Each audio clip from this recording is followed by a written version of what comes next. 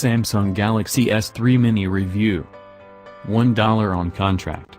That's pretty much all you need to know about why AT&T is selling an Android phone that's a year old, and why anyone would choose the Samsung Galaxy S3 Mini over many other minis, the HTC One Mini, Motorola Droid Mini, and iPhone 5C included.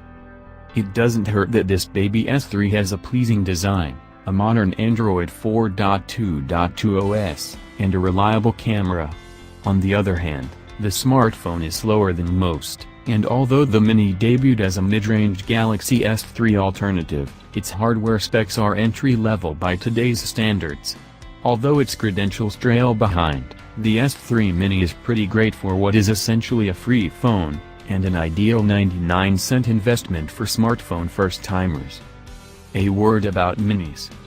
Although new to AT&T, the S3 Mini in fact kicked off the trend of manufacturers issuing a slightly smaller, more scaled-back alternative to the premier smartphone that nevertheless kept the phone's basic look, feel, and design elements.